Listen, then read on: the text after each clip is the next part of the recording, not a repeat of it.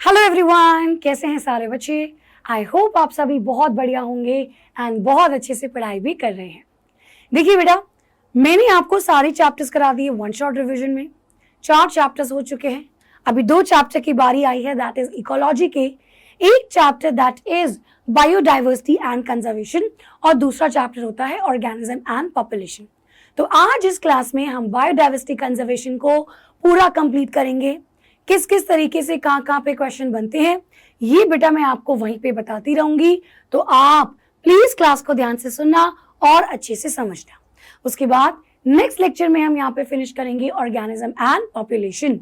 अब एक चीज बेटा, इस चैप्टर में से 5 मार्क्स, 2 मार्क्स और 3 मार्क्स का क्वेश्चन बनता है। जैसे कि आप जानते हैं जो सीबीएसई का पैटर्न है वो 2, 3, 5 का पैटर्न है।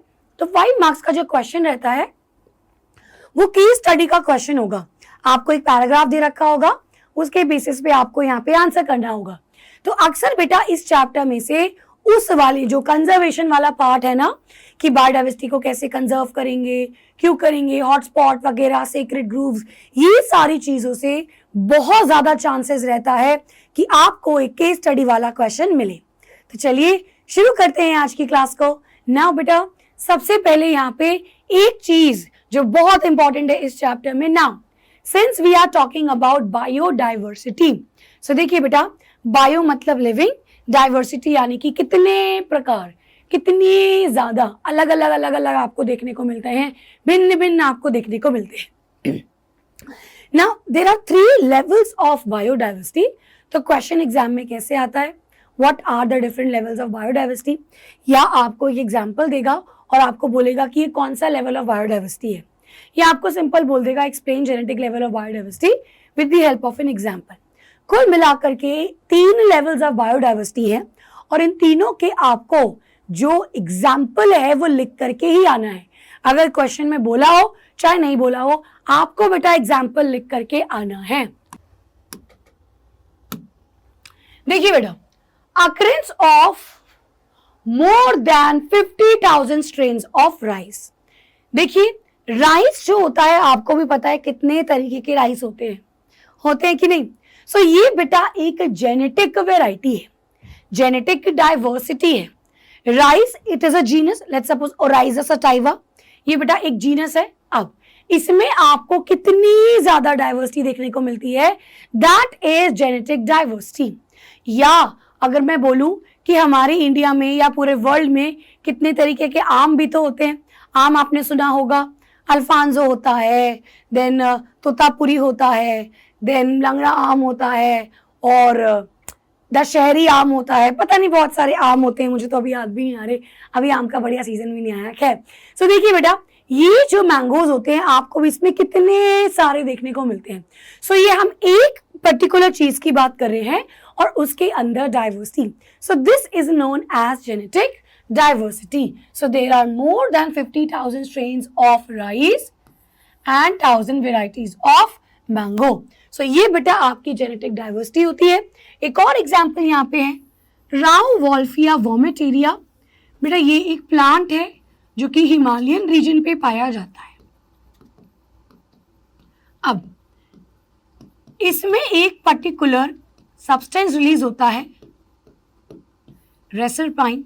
देखिए बेटा, ये हिमालयन रीजन पे पाया जाता है। अब अलग अलग जगह पे पाया जाता है, ऐसा नहीं है कि एक ही जगह पे है। तो इसकी भी जेनेटिक वैरायटी है और जो जेनेटिक डाइवर्सिटी है, ये भी आपको बहुत बहुत तरीके का दिखेगा।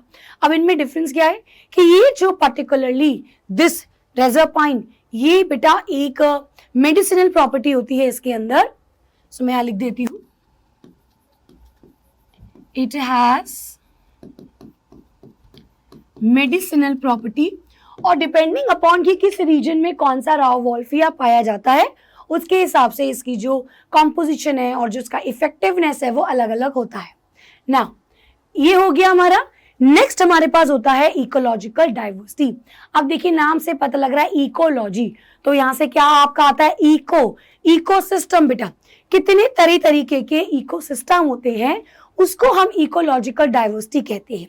जैसे अगर आप ग्रीनलैंड को देखोगे तो पूरा जो ग्रीनलैंड होता है वहां पे आपको बर्फ ही देखने को मिलती है। एंटार्क्टिका में आपको बर्फ ही देखने को मिलेगी। अगर आप सहारा डेजर्ट की बात करेंगे तो डेजर्ट है भाई, या अगर लेट्स सपोज अगर आप प्रेरीज की बात करेंगे तो वहां आपको ग्रासलैंड्स देखने को मिलेंगे। लेकिन अगर आप इंडिया की बात करेंगे तो आपको बर्फीले इलाके जैसे कश्मीर, जम्मू, आपको शिमला, ये सब भी मिलेगा। देन बेटा आपको बीचेस भी मिलते हैं, गोवा, ठीक है। देन आपको गोवा में कोरल रीफ्स भी होते हैं। देन बेटा आपको और क्या क्या चीजें मिलती है, आपको कुछ ग्रासलैंड्स एरिया भी मिलते हैं। देन हिली एरियाज होते हैं, एल्पाइन मेडोज, मार्शी एरियाज मिलेंगे आपको। देन कुछ कुछ जगह पे आपको मैंग्रोव्स मिलेंगे। सो कुल मिलाकर के डेजर्ट्स भी होते हैं, रिवर्स, एस्चुरीज, जहाँ पे सी वाटर, रिवर वाटर मिक्स हो रहा है। तो इंडिया में हमको खूब सारे तरीके के इकोसिस्टम देखने को मिलते हैं। इकोसिस्टम मतलब बोले तो कि आपको अलग रीजन मिल रहा है, एबायोटिक फैक्टर यहाँ पे।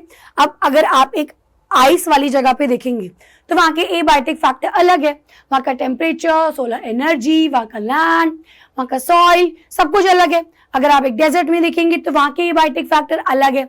सो इसके ऊपर डिपेंडेंट करता है कि वहां पे लिविंग ऑर्गेनिज्म कौन से रहते हैं। सो वहां के बायोटिक फैक्टर और वहां के बायोटिक फैक्टर भी अलग हो जाएंगे। अब जब दोनों जगह के एबायोटिक और बायोटिक फैक्टर अलग है बेटा, तो उनमें इंटरैक्शन भी अलग अलग है। सो कुल मिलाकर के यहाँ का इकोसिस्टम अलग है। सो मैं यहाँ पे क्या कह सकती हूँ, यही क्वेश्चन यहाँ से बनता है कि India has greater ecosystem diversity. इसके पास डेजर्ट्स है, रेन फॉरेस्ट है, कोरल रीफ है, वेटलैंड्स, मैंग्रोव एक्सेट्रा। और क्वेश्चन कैसे आता है, इंडिया को नॉर्वे से कंपीट किया जाता है। अब देखिए बेटा, ये जो इंडिया और नॉर्वे का जब क्वेश्चन आता है तो एक आगे एक और टॉपिक आता है, आपको उसमें से इसको इंक्लूड करके लिखना होता है। एक और रीजन बेटा ये भी है कि जो इंडिया हमारा होता है, यहाँ पे आपको ये ट्रॉपिकल रीजन में आता है। वो जो नॉर्वे आपका आता है वो थोड़ा सा कौन से रीजन में आता है, जो ठंडे इलाके होते हैं। अगर आप टुवर्ड्स दी पोल जाओगे तो वो ऊपर आपके लैटिट्यूड्स में आएगा। तो ऑब्वियसली बेटा वहां के इकोसिस्टम में इतनी डाइवर्सिटी नहीं होती। चलिए नेक्स्ट मेरे पास यहाँ पे आती है the third level of biodiversity is the species diversity.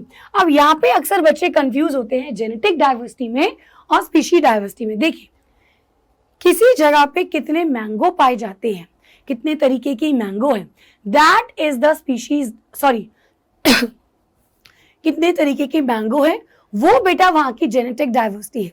But अगर मैं ये कहती हूं कि वहां पे मैंगो, लीची, बनाना, कोकोनट, ग्रेप्स, पाइनएप्पल, वाटरमेलन सब मिल रहा है, हर तरीके के प्लांट मिल रहे हैं, हर तरीके के आपको बहुत सारे फ्रूट्स मिलते हैं। सो दैट इज स्पीशीज डाइवर्सिटी, यानी कि आपको कितने तरीके के ऑर्गेनिज्म देखने को मिलते हैं। अगर let's suppose tropical rain forest की बात करें तो वहां पे जो जंगल है बेटा, वहां पे रेनफॉल अच्छी आती है, सोलर एनर्जी अच्छी आती है, हर चीज अच्छा होता है। तो वहां पे प्लांट्स भी खूब ज्यादा है, तो प्रोडक्टिविटी भी ज्यादा है, तो उसको खाने वाले हर्बीवोर्स भी ज्यादा होंगे, हर्बीवोर को खाने वाले कार्निवोर भी ज्यादा होंगे। तो वहां पे खूब सारे तरीके के एनिमल मिलते हैं, तो यानी कि वहां पे स्पीशीज डाइवर्सिटी ज्यादा है। सो स्पीशीज डाइवर्सिटी का एक एग्जांपल एम्फीबियन स्पीशीज जो है वो वेस्टर्न घाट्स में ज्यादा है as compare to Eastern Ghats. चलिए बेटा नेक्स्ट ग्लोबल डाइवर्सिटी। अब यहाँ पे देखेंगे ये कुछ टर्म्स यहाँ पे क्या क्या इंपॉर्टेंट है वो मैं आपको बताऊंगी। देखिए बेटा, more than 70% of the species recorded are animals. यार यहां पे बात हो रही है रॉबर्ट मे, ठीक है। इन्होंने बेटा 7 मिलियन एक एस्टिमेट दिया था। तो ये आपको पता होना चाहिए, this number you should remember, कि रॉबर्ट मे ने कितना एस्टिमेट किया था ग्लोबल लेवल पे, कि ग्लोबल लेवल पे कितनी डाइवर्सिटी है, दैट इज 7 मिलियन। अब इन 7 मिलियन से मोर देन 70% आपके एनिमल्स थे और 22% से भी कम प्लांट्स थे। अब इन प्लांट्स में बेटा 22% से भी कम क्या क्या आते हैं, algae, fungi, bryophyte, gymnosperm and angiosperm. Then अगर मैं एनिमल्स की बात करती हूँ, सो वी ऑल नो सबसे बड़ा जो फाइलम होता है that is Arthropoda. So insect बेटा that is the most species rich taxonomic group. उसके बाद ये कितना होता है 70%, more than 70% of the total, यानी कि हर 10 एनिमल में से 7 आपके इंसेक्ट होंगे। देन बेटा नंबर ऑफ फंजाई की अगर बात करें, अब यहां से क्वेश्चन कैसे आता है, अगर आपको पूछा गया है कि सबसे ज्यादा एनिमल्स में किसका है, तो बेटा आप लिखेंगे योर इंसेक्ट्स। लेकिन अगर आपसे पूछा हो कि सबसे ज्यादा पूरे वर्ल्ड में अमंग ऑल सबसे ज्यादा किसमें है, तो आप फंजाई लिखेंगे। सबको ये बेटा फंजाई फिर सबसे ज्यादा होगा। It is the number of fungi in the world is more than the combined total of species of fishes, amphibians, reptiles and mammals। तो इन सबको मिला करके भी ज्यादा आपका फंजाई है। Now this is the graph, ये जो पाई चार्ट है बेटा, ये पाई चार्ट आपको आना चाहिए। सो अगर आप देखेंगे यहाँ पे इनवर्टिब्रेट्स में, तो इंसेक्ट बेटा नेचुरली आपका सबसे ज्यादा है। Now अगर हम वर्टिब्रेट्स में देखेंगे तो आपके पास फिशेस बहुत ज्यादा है। अगर हम प्लांट्स में देखेंगे तो बेटा फंजाई बहुत ज्यादा है, और उसके बाद आपका एंजियोस्पर्म्स। नाउ ये क्वेश्चन डायरेक्ट कैसे पूछा जाएगा, what was Robert Myers hypothesis, ये आपको बताना होगा कि कितनी स्पीशीज डाइवर्सिटी क्या होती है, कितने स्पीशीज हैं, क्या एस्टिमेट है, या IUCN का डेटा पूछेगा। उन्होंने 1.5 मिलियन बताया था, फिर वो कैसे कैसे आपका चेंज हुआ। चलिए बेटा, ना ये क्वेश्चन बहुत इंपॉर्टेंट है। ये क्वेश्चन बेटा कैसे पूछा जाता है, लेट मी टेल यू। ये क्वेश्चन आता है why India is known as a mega diversity nation. तो अगर आपको ये क्वेश्चन आता है तो आपको ये सारे पॉइंट्स इंक्लूड करने होंगे, अदरवाइज बेटा आपको पूरे नंबर नहीं मिलेंगे। ये मैं आपको बहुत सारी क्लासेस में कह चुकी हूँ कि जो हमारा बायो का एग्जाम होता है वो भले ही अगर आपका इजी आ जाए, नंबर बेटा आंसर पे बहुत डिपेंड करता है। टीचर को आपका आंसर पसंद आ रहा है कि नहीं आ रहा, how you have written it, आपने वो पॉइंट्स को यूज किया है, वो नंबर्स, वो एग्जाम्पल्स, ये सब आपके आंसर को अच्छा बनाता है। सो देखिए बेटा, यहाँ पे क्वेश्चन आएगा कि इंडिया मेगा डाइवर्सिटी नेशन क्यों है। तो आपको ये पता है मेगा डाइवर्सिटी नेशन माने कि खूब भर भर के यहाँ पे डाइवर्सिटी है। और जब जब मैं बात करती हूँ diversity, so I am talking about here A species diversity, यानी कि कितने तरीके के प्लांट्स, कितने तरीके के एनिमल्स, फंजाई, बहुत सारे अलग अलग आपको स्पीशीज देखने को मिलते हैं। So now why is India is known as mega diversity. सबसे नंबर 1 में बेटा ब्राजील आता है अमंग 12। तो 12 मेगा डाइवर्सिटी नेशन है, जिसमें से इंडिया भी एक है। ऐसा क्यों? इंडिया बेटा पूरे वर्ल्ड का एक बहुत छोटा सा लैंड एरिया कवर करता है, लेकिन अगर जब हम बात डाइवर्सिटी की करेंगे तो वो एक अच्छा खासा परसेंटेज कवर करता है। सो ये पॉइंट लिखना बहुत जरूरी है कि इंडिया केवल 2.4% लैंड का एरिया कवर करता है of the world land area, लेकिन बेटा 8.1% इसके अंदर ग्लोबल डाइवर्सिटी इंडिया में से ही है। यानी पूरे जो वर्ल्ड के एनिमल्स, प्लांट्स, फंजाई सब कुछ होगा, उसमें 8.1 केवल आपका इंडिया में है। अच्छा एक चीज और मान के चलिए बेटा, जब जब हम इन डाइवर्सिटी की बात कर रहे हैं तो यहाँ पे आपके प्रोकैरियोट्स नहीं आते। द रीजन बीइंग, प्रोकैरियोट्स को एस्टिमेट करना मुश्किल है। वी डोंट नो कि कहाँ कहाँ प्रेजेंट है, कितने तरीके के हैं। इनको लैब में कल्चर कराना बहुत मुश्किल होता है। सो ये किसी भी एस्टिमेटेड में नहीं है ना। फिर India is one of the 12 mega diversity nation. अब यहाँ पे देखेंगे नियरली 45,000 स्पीशीज यहाँ पे प्लांट्स की है, और बेटा इससे डबल से भी ज्यादा आपके एनिमल्स हैं। According to Myers global hypothesis या एस्टिमेट, उन्होंने कहा था कि 22% ऑफ द टोटल स्पीशीज अब तक रिकॉर्ड हो चुकी हैं।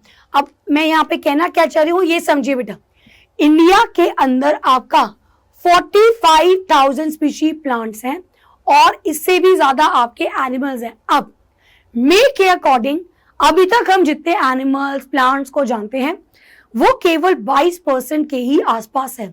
मतलब न जाने कितने ऐसे होंगे जिनके बारे में हमको पता तक नहीं होगा। सो मे ग्लोबल एस्टिमेट के हिसाब से ओनली 22% टोटल स्पीशीज अब तक रिकॉर्ड हो चुकी है। तो आप सोचिए वो बाकी में से कितनी ज्यादा और हो सकती है। अब अगर हम यहाँ पे देखेंगे सो कितना है बेटा, more than 1 lakh plants, then आपके पास 3 लाख एनिमल, ये बेटा अभी भी डिस्कवर्ड होना बाकी है। क्लियर है?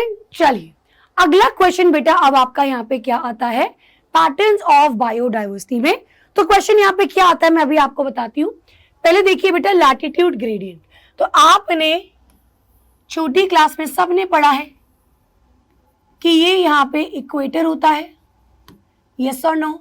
एक साइड आपका नॉर्थ और आपका साउथ पोल होगा।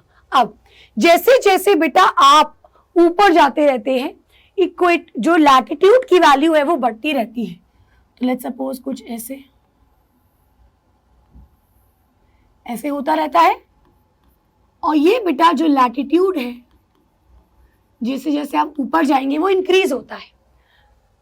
जितना इक्वेटर के पास वाला एरिया है वहां पे ज्यादा बेहतर चीजें होती है। I tell you why. सबसे पहले देखिए बेटा, कोलंबिया जो कि इक्वेटर के बहुत ही पास है, वहां पे 1400 स्पीशीज ऑफ बर्ड्स है। जो कि इक्वेटर के पास है वहां पे 1400 स्पीशीज ऑफ बर्ड्स है। अगर आप हायर लैटिट्यूड में जाएंगे तो देखिए बेटा न्यूयॉर्क जो आपका है दैट इज 41 डिग्री नॉर्थ और इसमें 105 स्पीशीज है बर्ड की। अगर आप और ऊपर जाएंगे ग्रीनलैंड में तो 71 डिग्री नॉर्थ है बेटा और इसमें 56 स्पीशीज है। सो यहाँ पे क्लियरली आपको देखने को मिल रहा है कि जितना पास में इक्वेटर के होंगी उतना ज्यादा स्पीशीज डाइवर्सिटी होती है और जैसे जैसे हम ऊपर जाएंगे स्पीशीज डाइवर्सिटी काफी कम होती जाती है।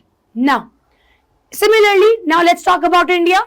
अब देखिए बेटा ये वाला जो पॉइंट है ये आपको मेगा डाइवर्सिटी में भी इंक्लूड करना है, इसीलिए मैं यहाँ पे पॉइंट्स लेके आई हूं। So you have to include this. देखिए बेटा इंडिया के पास 1200 स्पीशीज ऑफ बर्ड्स हैं, तो इंडिया भी ट्रॉपिकल रीजन के पास आता है। A forest in the tropical region उसके पास 10 गुना ज्यादा स्पीशीज है as a forest of equal in as compare to a temperate region. मतलब जो फॉरेस्ट आपका इक्वेटर वाले रीजन पे है उसमें 10 गुना ज्यादा स्पीशीज होती है। अगर हम कंपेयर करेंगे तो जैसे ये इक्वेटर के पास ट्रॉपिकल रीजन आता है बेटा, फिर टेम्परेट आता है, ऊपर आपका फ्रिजिड जोन आता है, तो टेम्परेट रीजन में कम होती है। अमेज़न फॉरेस्ट में अगर देखेंगे तो वहां पे 40,000 से ज्यादा आपके प्लांट्स, 3,000 से ज्यादा fishes, 1300 birds, 427 mammals, 427 amphibians, 378 reptiles, 1,25,000 invertebrate. अब बच्चे पूछते हैं मैम इन वैल्यूज को याद करना है कि नहीं। देखिए बेटा इट्स अप टू यू, ये वैल्यूज पूछी नहीं जाएगी, लेकिन अगर आपको कोई क्वेश्चन पूछा जाता है डाइवर्सिटी से related and if you include this point in that, अगर आप किसी क्वेश्चन में इस पॉइंट को एक्सप्लेन करने के लिए यूज करते हैं तब बेटा आपके नंबर बढ़िया होता है, एग्जामिनर इंप्रेस होता है। लेकिन अगर याद नहीं होते इट्स ओके, ये वाली वैल्यूज नहीं पूछी जाएंगी। चलिए सो यहाँ पे क्वेश्चन आया जो मैंने आपको कहा था मैं बताऊंगी कि आखिर क्यों ऐसा होता है कि ट्रॉपिकल रीजन्स में ज्यादा डाइवर्सिटी देखने को मिलती है। ये बेटा पहले तो डायरेक्ट क्वेश्चन आता था 3 नंबर का, अब थोड़ा सा हो सकता है एग्जामिनर घुमा फिरा करके दे। सो देखिए यहाँ पे 3 पॉइंट्स आपके आते हैं। सबसे पहला पॉइंट बेटा जो ट्रॉपिकल रीजन्स होते हैं वो इक्वेटर के पास है और यहाँ पे आपकी सोलर एनर्जी ज्यादा आती है, यस और no.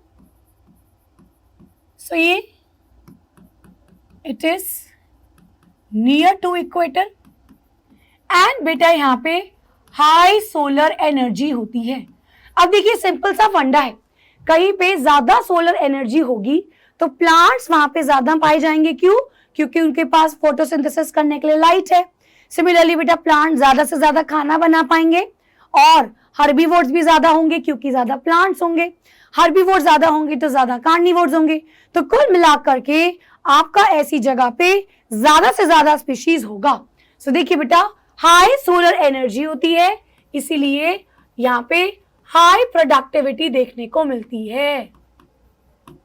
So near the equator क्यों ज्यादा डाइवर्सिटी है? क्योंकि high solar energy, high productivity. So बेटा यहाँ पे आपका कोई भी इकोसिस्टम स्टेबल रहता है। इकोसिस्टम बेटा यहाँ पे स्टेबल होता है, ऐसी जगह पे स्पीशीज डाइवर्सिटी मेंटेन रहती है और ज्यादा देखने को मिलती है। तो अगर मैं कहती हूँ स्टेबल इकोसिस्टम, इसका मतलब सारा फूड चेन अच्छे से स्टेबल है, सारे स्पीशीज बेटा वहां पे बहुत ज्यादा मर नहीं रहे, खत्म नहीं हो रहे, एक्सटिंक्ट नहीं हो रहे। ऐसा नहीं है कि लायन के पास खाने को केवल डियर ही है, लायन के पास खाने को गोट भी हो सकती है। तो इस तरीके से ना डियर खत्म होगा ना गोट खत्म होगा। सो कुल मिलाकर के यहाँ पे स्पीशीज डाइवर्सिटी मेंटेन रहती है। नेक्स्ट बेटा यहाँ पे क्या पॉइंट आएगा कि ये अगर समय के हिसाब से देखा जाए तो यहाँ पे लेस सीजनल चेंजेस है,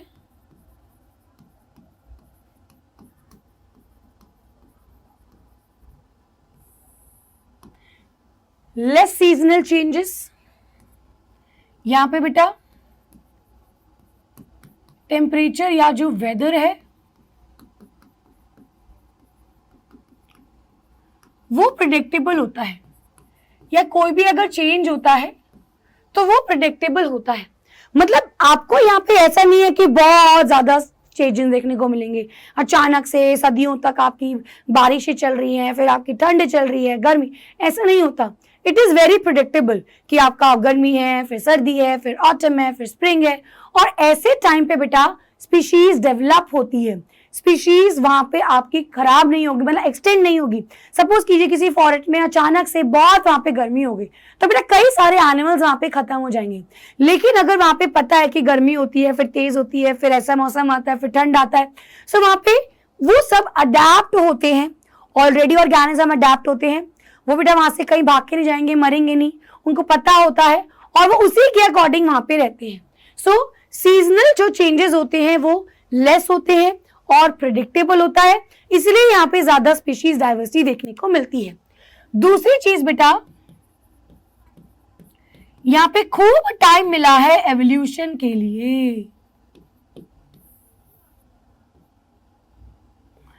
एक मिनट,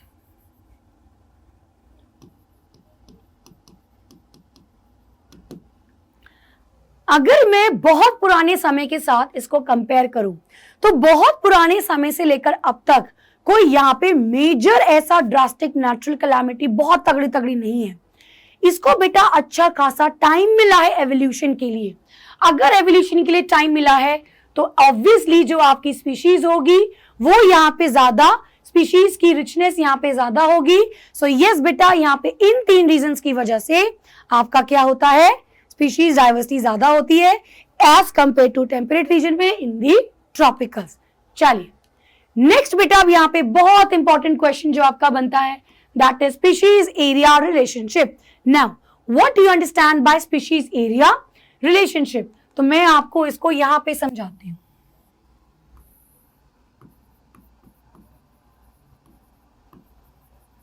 देखिए बेटा, मान लीजिए कि आपका घर है, ठीक है, और ये आपका घर है और आपके घर में कुछ ऑब्वियसली ह्यूमन है भाई।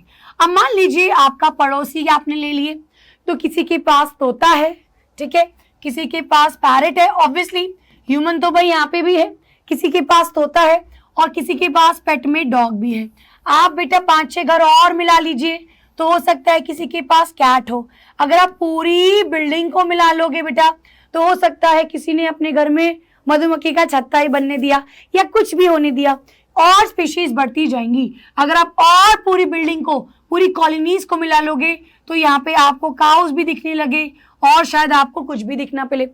नाउ बेटा, if you increase more and more आपकी स्पीशीज बढ़ती रहेंगी, अलग अलग तरीके के एनिमल्स आपको दिखते रहेंगे। लेकिन एक सर्टेन टाइम ऐसा आएगा कि अब आपको सेम ही स्पीशीज देखने को मिल रही है। जैसे कि सिंपल बताइए, अच्छा ये मेरे से इरेज हो गया, कोई नहीं बेटा, ये एक्सप्लेन करने के लिए था। सिंपल, जैसे मान लीजिए कि आपको थोड़ी सी जगह में आपको ह्यूमंस मिले, फिर आपको डॉग मिले, कैट मिले, तोता मिला, मैना मिला, करते करते करते करते करते आपको बहुत सारे मिले। बट अब जो आपका गांव है उसके आसपास मान लीजिए अब जंगल आ गया, तो अब ऐसा तो नहीं है कि उस जंगल में अब कुछ अलग ही प्राणी मिलेंगे या उस जंगल के और गहरी में जाएंगे तो अलग मिलेगा, वो ही स्पीशीज आपके रिपीट होते रहेंगे। सो this is the species area relationship. Species area relationship बेटा क्या कहता है कि जैसे जैसे हम एरिया को इंक्रीज करते हैं, जो नंबर ऑफ स्पीशीज है बेटा वो भी इंक्रीज होती जाती है।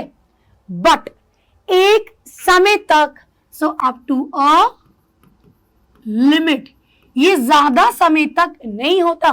सो देखिए बेटा, आपको यहाँ पे किस तरीके का ग्राफ मिलेगा, ये आपका एरिया है और ये आपकी स्पीशीज रिचनेस। आपने एरिया बढ़ाया, स्पीशीज बढ़ी, आपने फिर एरिया बढ़ाया, स्पीशीज बढ़ी, फिर एरिया बढ़ाया, स्पीशीज बढ़ी।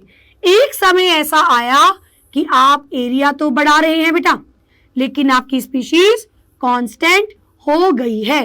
उस कंडीशन पे यहाँ पे आपको एक हाइपर बोला का ग्राफ मिलता है, रेक्टेंगुलर हाइपरबोला का ग्राफ मिलता है। सो दिस इज योर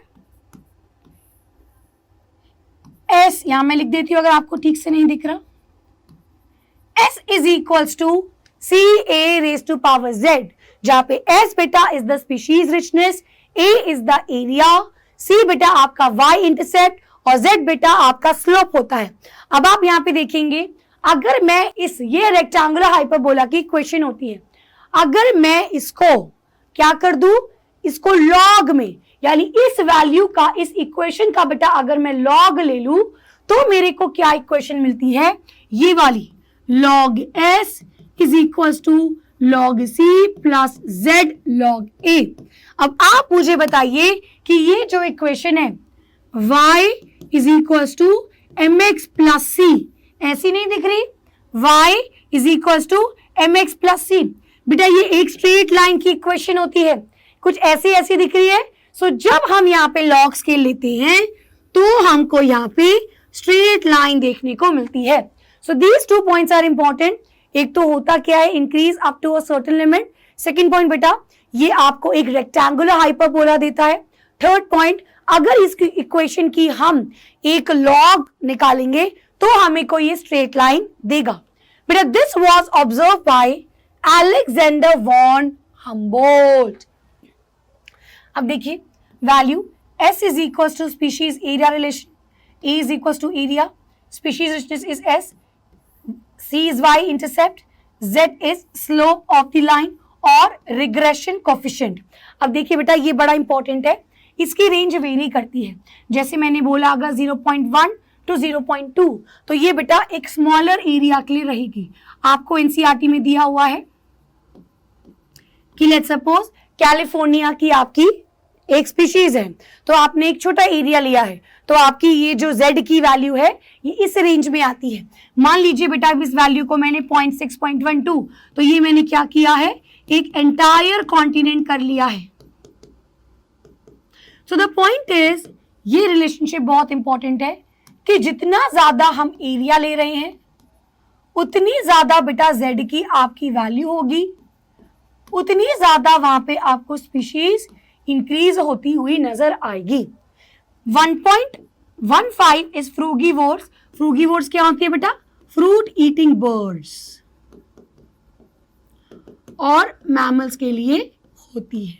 ठीक है, तो इन वैल्यू पे क्वेश्चन आता है। चलिए, ये हो गया अलेक्जेंडर वॉन हम्बोल्ट का species area relationship.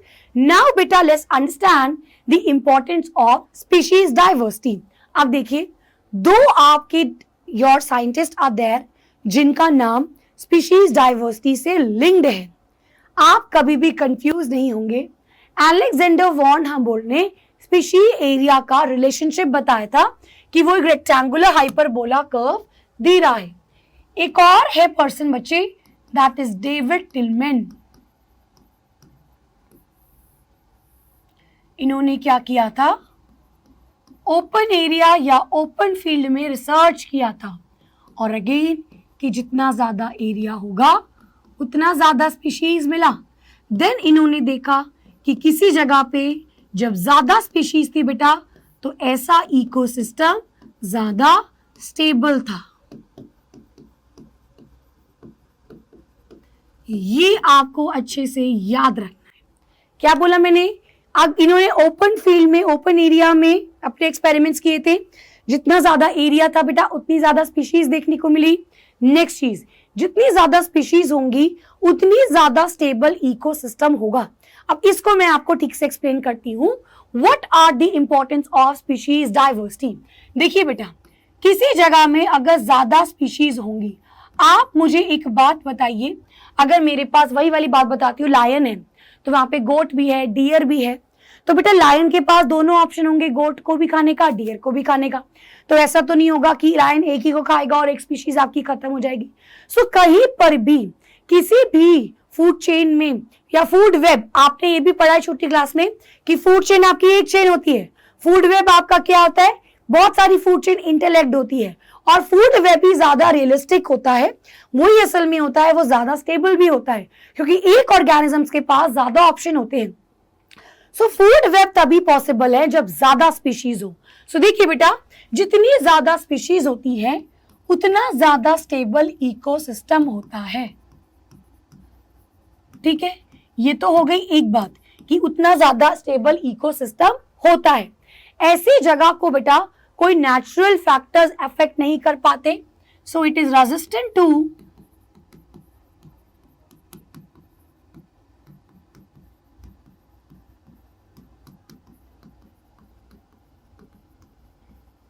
Natural disturbance. अब देखिए बेटा, मान लीजिए बहुत ज्यादा स्पीशीज डाइवर्सिटी है आपकी उस जगह पे, लेट्स सपोज बहुत सारे तरीके के प्लांट्स हैं जो कि फोटोसिंथेसिस कर सकते हैं। अब मान लीजिए कोई नेचुरल कैलामिटी आ गई, कोई मान लो बाढ़ आ गई जिसमें कि बहुत सारे प्लांट्स खराब हो गए। अब हुआ क्या, इतनी ज्यादा प्लांट डाइवर्सिटी होने के कारण बहुत से प्लांट ऐसे थे जो उस बाढ़ में सरवाइव कर गए।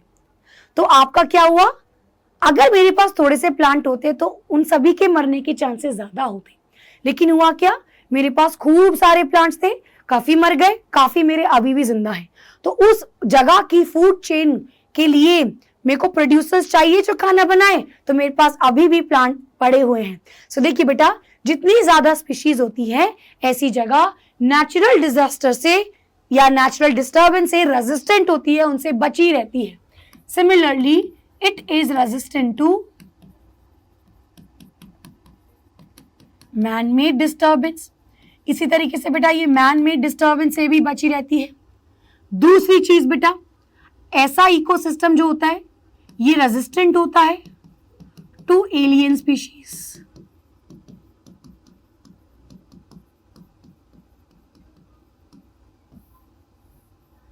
It is resistant to alien species. ना what is alien species, simple सी बात कह देती हूँ यार।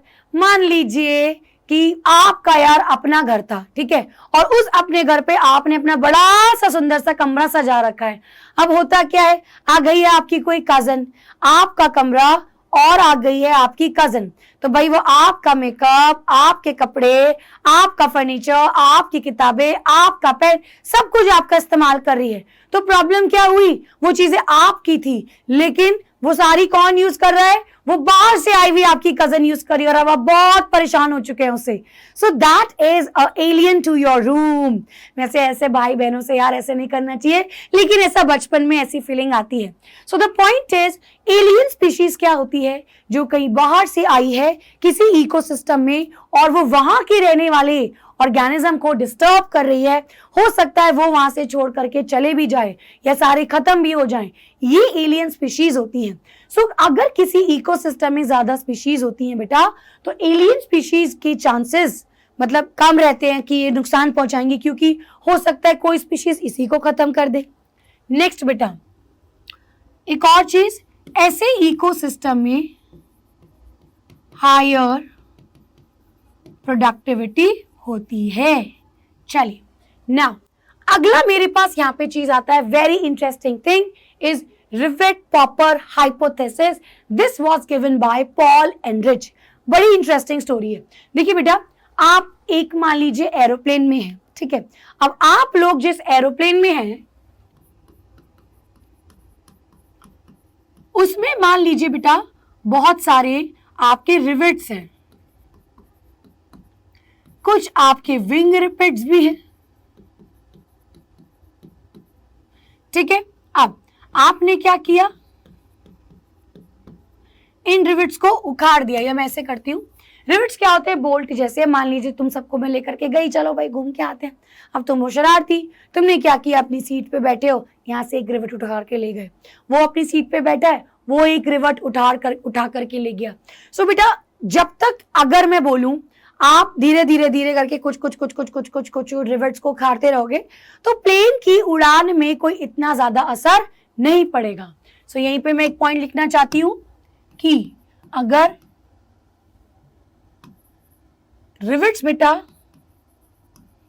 इफ यू आर रिमूव्ड तो कोई खास इफेक्ट नहीं पड़ेगा, बट इफ मेजर रिमूव्ड, काफी सारे रिमूव कर दिए तो हो सकता है चांसेस हो जाए कि प्लेन अब अच्छे से काम नहीं कर रहा, उखड़ रहा है, टूट रहा है ना। विंग रिवर्ट्स, एक होता है विंग के रिवर्ट्स। अब आपने चलिए बहुत सारे रिवर्ट्स उखाड़ लिए और बहुत सारे उखाड़ने के बाद कुछ दिक्कत आ रही है, लेकिन आपने विंग वाले रिवर्ट्स अगर उठाड़ दिए तब बेटा प्लेन की उड़ान में बहुत प्रॉब्लम हो सकती है। तो ये अगर यहां पे रिमूव हो गए तो यहां पे मेजर इफेक्ट आएगा। अब देखिए बेटा, इस चीज को उन्होंने इकोसिस्टम को एक्सप्लेन किया है, जहां पे एरोप्लेन इज द इकोसिस्टम। किसी इकोसिस्टम की जो स्पीशीज होती है उनको बोल दिया रिवर्ट्स। अगर आपने कुछ मान लो एक्सटिंक्ट कर दी तो जो आप रिवर्ट्स को रिमूव कर रहे हो, जो रिवर्ट्स आपने रिमूव की है, मैं यहां पे मान रही हूं कि वो जो स्पीशीज हैं वो हमेशा के लिए खत्म हो गई, एक्सटिंक्ट हो गई बेटा। तो जिनको आप रिमूव कर रहे हैं, अगर आपने थोड़ी सी एक्सटिंक्ट हुई तो इतना फर्क नहीं पड़ा, लेकिन अगर बहुत ज्यादा एक्सटिंक्ट हो गई तो यहाँ पे प्रॉब्लम आ सकती है ना। अगर हमने विंग वाले रिवर्ट्स को उखाड़ दिया तब तो मेजर इफेक्ट आएगा। ऐसी स्पीशीज, कीस्टोन स्पीशीज बेटा, अगर हमने कीस्टोन स्पीशीज किसी तरीके से एक्सटिंक्ट हो गई तो कोई इकोसिस्टम में बहुत भारी पड़ सकता है, इकोसिस्टम बहुत ज्यादा अनस्टेबल हो सकता है। तो कीस्टोन स्पीशीज वो होती हैं जो बेटा which are very important for ecosystem.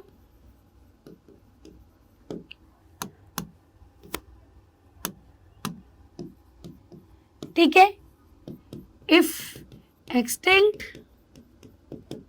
तो ये क्या कर सकता है, मेजर डिस्टरबेंस कॉज कर सकता है इको सिस्टम पे। This is the rivet popper hypothesis. चलिए बेटा, नेक्स्ट यहाँ पे अब हमारे पास लास्ट टॉपिक आता है इस चैप्टर का, दैट इज बायोडाइवर्सिटी का लॉस। ये कितना हुआ है, क्यों हुआ है, हमें क्यों बचाना है और कैसे बचाएंगे। सो देखिए बेटा, बायोडाइवर्सिटी का लॉस की अगर बात करें तो जब ट्रॉपिकल पैसिफिक आइलैंड्स में ह्यूमंस ने रहना स्टार्ट किया था, सो यहाँ पे उनके रहने के ही बेटा कुछ समय बाद एक्सटिंक्शन हो चुका था 2000 से भी ज्यादा नेटिव बर्ड्स का। अब according to IUCN red data list, this is very very important, सीधा पूछा जाता है ये क्या होता है बेटा, तो इसमें वो सारी स्पीशीज होती हैं जो कि एक्सटिंक्ट हैं, उनका सारा डेटा होता है, काफी सारी चीजें हम इससे पता लगा सकते हैं। जो एंडेंजर्ड हैं, जो थ्रेटन्ड हैं, उसको बेटा यहाँ पे पता लगा सकते हैं और उनको बचाने के लिए कोशिश कर सकते हैं। सो ये बेटा डॉक्यूमेंट कर चुकी है कि 784 स्पीशीज, जिसमें आपके 338 वर्टिब्रेट्स और 359 इनवर्टिब्रेट्स, 87 प्लांट्स, ये लास्ट 500 ईयर्स में एक्सटिंक्ट हो चुके हैं। नाउ क्वेश्चन आता है अगर रीसेंट एक्सटिंक्शन पे, तो रीसेंट एक्सटिंक्शन आपके पास कौन सी होती है, that is dodo, quagga, thylacine and बेटा Steller sea cow. Steller sea cow पे एक और क्वेश्चन आता है, ये कैसे हुआ है, ये ह्यूमन ओवर एक्सप्लॉयटेशन की वजह से। ह्यूमन ने इनको ओवर एक्सप्लॉयटेशन किया। कैसे किया, इनको मीट खाते थे बेटा, इसको खाने के लिए, और इस तरीके से बहुत सारी स्टेलर सी काउ एक्सटिंक्ट हो गई, सब स्पीशीज जैसे कि जवान, बाली एक्सेट्रा। नाउ लास्ट 20 ईयर्स में 27 स्पीशीज डिसअपीयर हो चुकी है। कुल मिलाकर के बहुत सारे एम्फीबियन, जिम्नोस्पर्म, बहुत सारे एक्सटिंक्ट हो चुके हैं ना। अब यहाँ पे द लॉस ऑफ बायोडाइवर्सिटी में आपको बेटा समझना पड़ेगा causes of biodiversity loss, but there are certain terms जो अक्सर बच्चों को मुश्किल लगता है, वो मैं यहाँ पे आपको बताने वाली हूँ। जैसे कि मैंने बोला एंडेंजर्ड, वल्नरेबल स्पीशीज, या मैं बोलूं थ्रेटन्ड स्पीशीज, ये सब बेटा क्या होती है? सो देखिए, ये आपका कुछ इस तरीके से ऑर्डर होता है,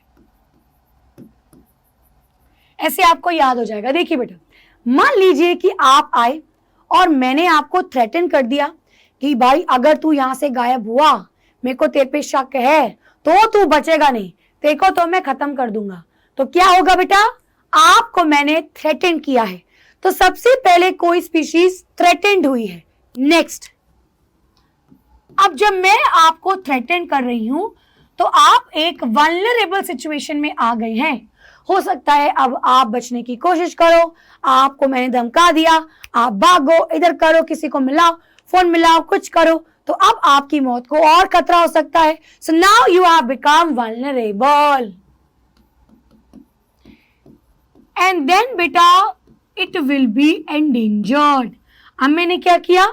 अब मैंने आपको बोला, आपको मैंने वल्नरेबल किया, आप डर चुके हो, आप कुछ भी कदम उठा सकते हो ना। अब आपने कदम क्या उठाया है कि आप भाग गए, डर के मारे भाग गए, तो आपके चांसेस ज्यादा हो जाएंगे मरने के।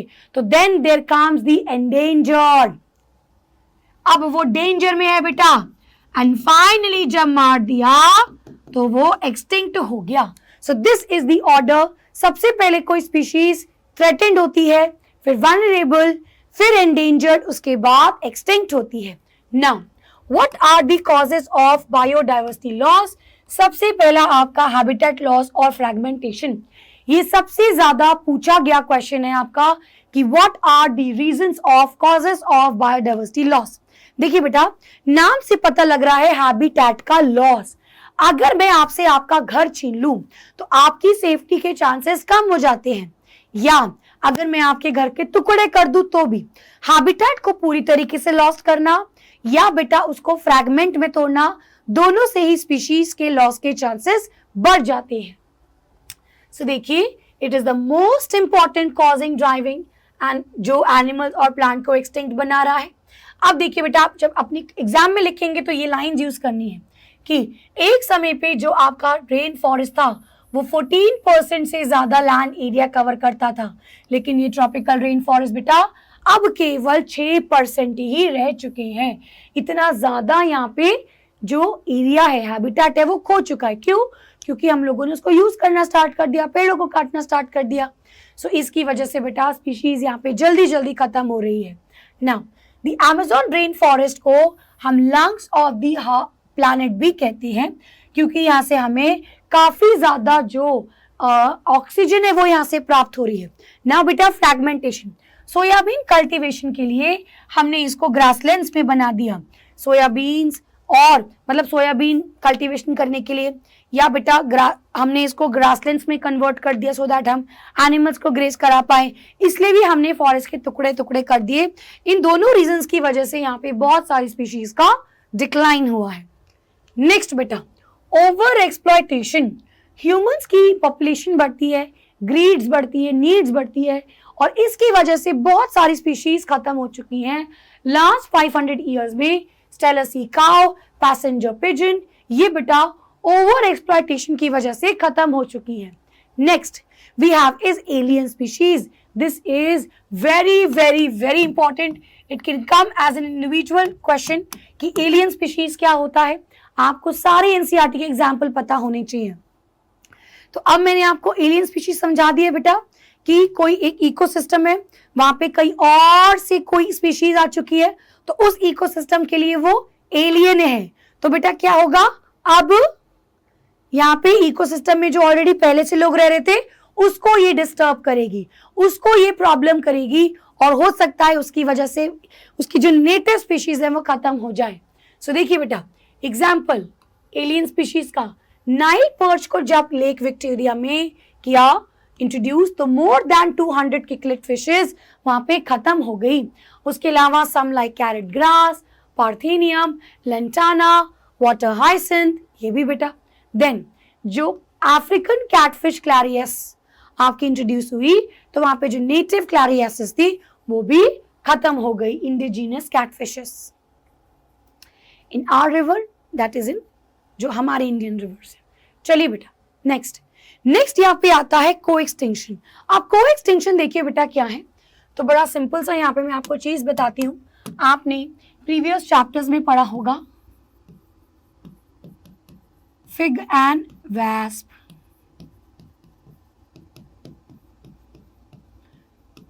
Yucca and pronuba. इनमें बेटा क्या होता है, इनमें टाइट 1-to-1 म्यूचुअलिज्म होता है या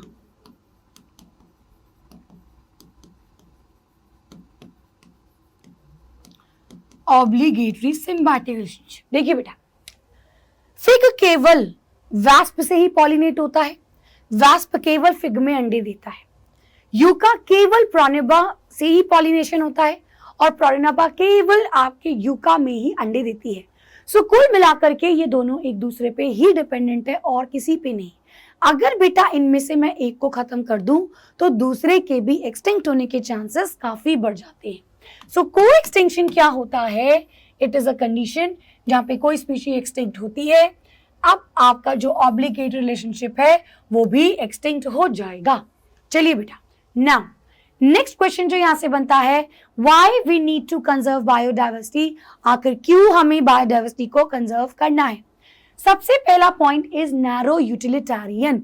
यूटिलिटेरियन मतलब यूटिलिटी यहाँ पे दिख रही है, नैरो छोटा। अगर हम छोटे लेवल पे सोचे तो हमको क्या चाहिए होता है, हमको खाना चाहिए होता है, हमको यहाँ पे firewood, fibre, material, paper, tannin, lubricant, ये सब चाहिए होता है। More than 25% of drugs 25,000 plant में से आते हैं।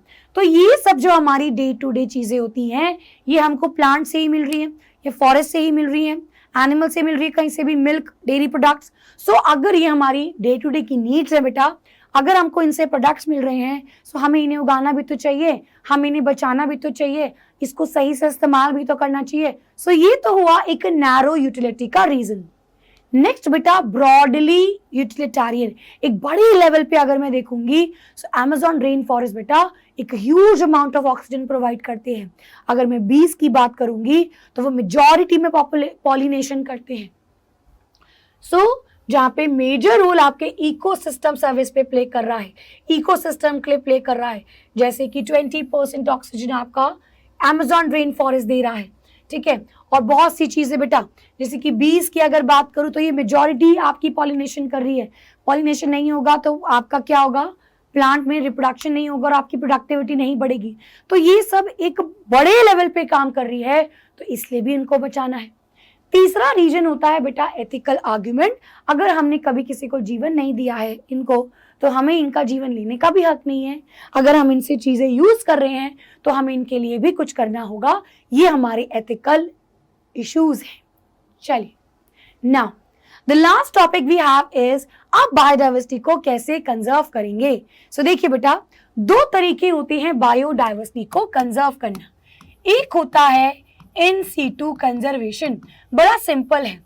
इन सीटू का मतलब ऑन साइट। अब मान लीजिए कि आपकी जान को खतरा है, तो अब अगर आपकी जान को खतरा है तो आपकी जान को बचाने के लिए दो चीजें हैं मेरे पास। या तो मैं आपके घर पे पुलिस फोर्स भेज दूं, गार्ड्स भेज दूं, ताकि वो आपके घर पे पहरा देगा और आपको अच्छे से बचाएगा। दैट इज इन सीटू, जब आप एनिमल्स या प्लांट्स को उनके हैबिटेट में ही बेटा प्रोटेक्ट कर रहे हैं, ओन हैबिटेट में प्रोटेक्शन दे रहे हैं, उसको बोलते हैं इन सीटू। एक होता है आपका एक्स सीटू। एक्स सीटू का मतलब होता है ऑफ साइट।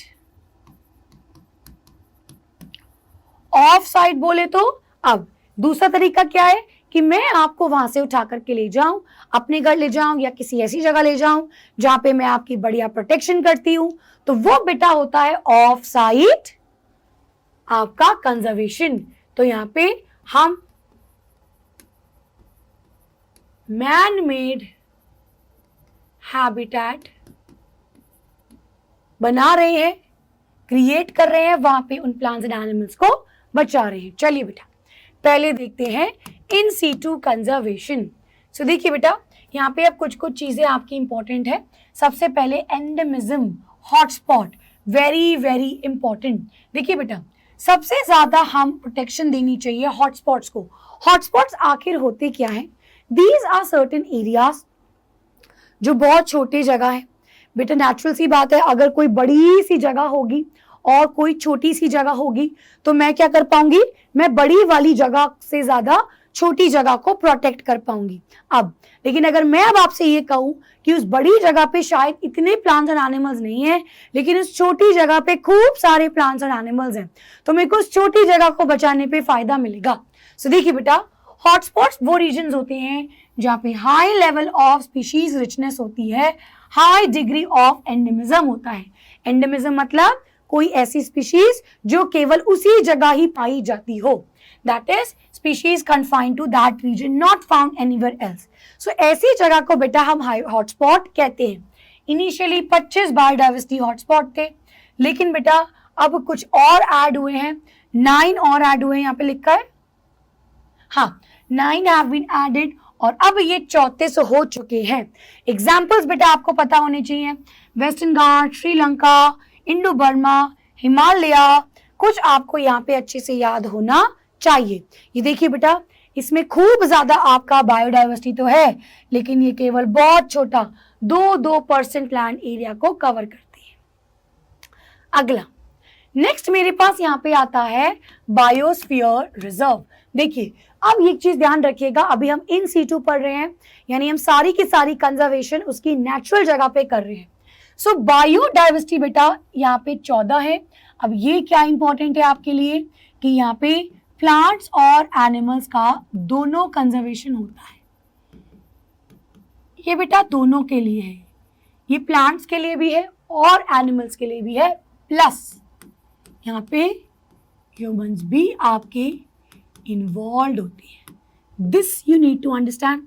आगे जो जो हम करेंगे उन सब में डिफरेंस पता लगाने के लिए पता होना चाहिए कि यहाँ पे प्लांट्स एनिमल्स दोनों का प्रोडक्शन है और बेटा यहाँ पे ह्यूमन भी इन्वॉल्व है। सो देखिए यहाँ पे होता है एक कोर जोन, देन बेटा होता है एक buffer zone, then there is a transition zone, and finally there is a restoration zone. Now listen, जो बेटा कोर जोन होता है यहाँ पे no human activity is allowed, कोई भी यहाँ पे ह्यूमन नहीं होता, यहाँ पे सब कुछ बिल्कुल नेचुरल है। अगर मैं बफर जोन्स में जाती हूँ तो यहाँ पे थोड़ी बहुत अलाउंस है, मतलब कुछ ह्यूमंस यहाँ पे आ सकते हैं। लेट्स सपोज यहाँ पे जो फॉरेस्ट वाले हैं वो आ सकते हैं, कोई टूरिस्ट गाइड है वो आ सकते हैं। सो यहाँ पे आपको लिटिल इन्वॉल्वमेंट देखने को मिलती है, जो उनकी देख रेख करते हैं वो सारे। ट्रांजिशन जोन में बेटा ह्यूमंस की कुछ और एक्टिविटी इन्वॉल्व है, इनफैक्ट यहाँ पे ह्यूमन की सेटलमेंट भी होती है। एंड लास्ट में आता है रिस्टोरेशन जोन, जहाँ पे आपकी रिपेयरिंग वगैरह की प्रोसेस की जाती है। Now, the next we have is the national parks. 90 national parks हैं बेटा। नेशनल पार्क में यहाँ पे आपके एनिमल्स एंड प्लांट्स दोनों की प्रोटेक्शन होती है। Next we have is wild life sanctuary, that is 448। तो यहाँ पे बेटा केवल एनिमल्स ओनली की उसके नेचुरल हैबिटेट में प्रोटेक्शन होती है। Then we have is sacred groves. Now sacred groves बेटा क्या होती है? These are areas of religious importance and अब रिच स्पीशीज। देखिए बेटा, मान लीजिए कि आपका कोई गांव है और उस गांव में कोई बहुत पुराना बरगद का पेड़ हो, उस पेड़ की सब लोग पूजा करते होंगे और उसके आसपास बहुत छोटे छोटे और प्लांट है, क्योंकि वो बरगद का पेड़ बहुत सालों से है, तो वहां पे कुछ आसपास उसके नीचे ग्रो करते होंगे। बेटा वहां पे कुछ अलग से पंछी भी आते होंगे, उसी वजह से कुछ अलग आपके कीड़े मकोड़े भी आते होंगे। सो पॉइंट इज उस जगह पे आपकी एक स्पीशीज डाइवर्सिटी है। अब आप क्योंकि उस जगह को रिलीजियस बिलीफ से मानते हो, तो उस जगह की हम खुद से प्रोटेक्शन करते हैं। ऐसी जगह कहलाती है सेक्रेड ग्रूव्स, जो बेसिकली पूजा का स्थल है, but at the same time वहां पे स्पीशीज आपकी प्रिजर्व भी हो रही हैं। Example Khasi and Jaintia hills, Aravalli hills of Rajasthan, चंदर बस्तर एरियाज, ये बेटा आपके सेक्रेड ग्रूव्स होते हैं। अगला मेरे पास अब आ जाता है एक्स सीटू कंजर्वेशन, यानी अब आप नेचुरल उसके हैबिटेट से बाहर ले जा रहे हैं। सो सबसे पहले आता है जूलॉजिकल पार्क्स, जिसमें हम एनिमल्स को बेटा प्रोटेक्ट करते हैं।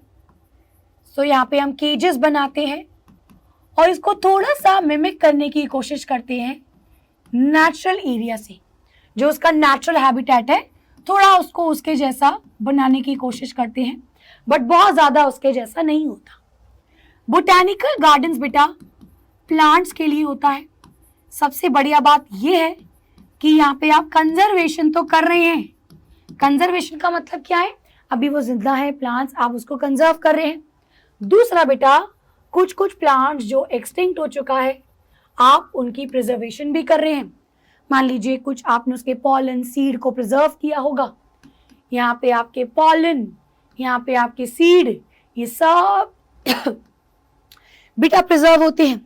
बोटैनिकल गार्डन में आइडेंटिफिकेशन भी होती है, आपने ये टेक्सोनॉमी में भी पढ़ा था। चलिए बेटा, next we have is wild life sanctuaries. अब देखिए जूलॉजिकल पार्क्स और वाइल्ड लाइफ सेंचुरीज में क्या डिफरेंस है बेटा। वाइल्ड लाइफ सेंचुरी में आपके पास प्लांट्स भी हैं और एनिमल्स भी हैं, और ये जो एरिया है ये बिल्कुल फॉरेस्ट जैसा है, लार्जर एरिया है। आपने इसको बिल्कुल नेचुरल जैसा हैबिटेट क्रिएट किया हुआ है। जीन बैंक्स बेटा, जहाँ पे आप जीन को प्रिजर्व कर रहे हैं, हो सकता है वो पॉलन की फॉर्म में हो, सीड की फॉर्म में हो, कोई टिश्यू की फॉर्म में हो। सीड बैंक्स सीड को प्रिजर्व कर रहे हैं, और अक्सर बेटा अक्सर हम -196 डिग्री सेल्सियस, को मैं नीचे लिख देती हूँ, हम इन सब में क्रायो प्रिजर्वेशन करते हैं। -196 डिग्री सेल्सियस लिक्विड नाइट्रोजन में इनको प्रिजर्व कर सकते हैं। टिश्यू कल्चर, टिश्यूज वगैरह हमने बचाए हुए हैं। चलिए बेटा, now these are the difference between in situ and ex situ conservation. in situ में क्या होता है कि आपने ओरिजिनल हैबिटेट में किया है, ex situ में आपने आउटसाइड लेके गया है। in situ में एक लार्जर पॉपुलेशन को आप सेव कर रहे हैं, ex situ में आप एक छोटी पॉपुलेशन को सेव कर रहे हैं। in situ में बेटा जो कंडीशंस, कोई अगर आपको एक्सपेरिमेंट परफॉर्म करना है, कोई भी स्टडी करना है, सो इट इज डिफिकल्ट, लेकिन ex situ में it is easily maintain. In situ बेटा कम एक्सपेंसिव होता है, नेचुरल है, ये ज्यादा एक्सपेंसिव होता है। इन सीटू में लार्जर एरिया चाहिए, एक्स सीटू में छोटा एरिया चाहिए। Then we have examples and the last and this chapter, this lecture will end Earth Summit of Rio de Janeiro. ये बेटा सबसे पहले इंटरनेशनल एफर्ट्स इन्होंने स्टार्ट किए टू स्टार्ट द बायोडाइवर्सिटी का प्रोटेक्शन। तो यहाँ पे क्या क्या ऑब्जेक्टिव थे? कंजर्व करना है, सस्टेनेबल यूज। सस्टेनेबल यूज का मतलब होता है कि आप इसको ऐसे यूज करें कि आप इसको फ्यूचर जनरेशन के लिए भी सेव कर रहे हैं।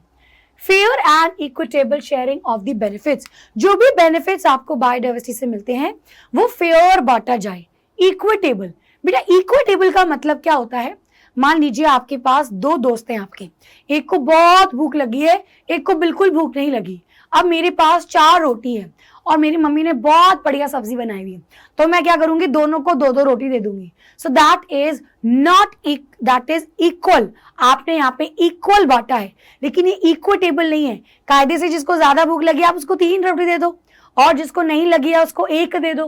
That is equitable. तो जिसको जितनी जरूरत है उसके हिसाब से उसको बांटी जाए। इस तरीके से हमें बायोडाइवर्सिटी को प्रिजर्व करना है।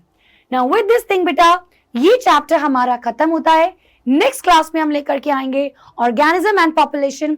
तो आज के लिए इतना ही, मिलते हैं नेक्स्ट क्लास में। So bye bye and thank you.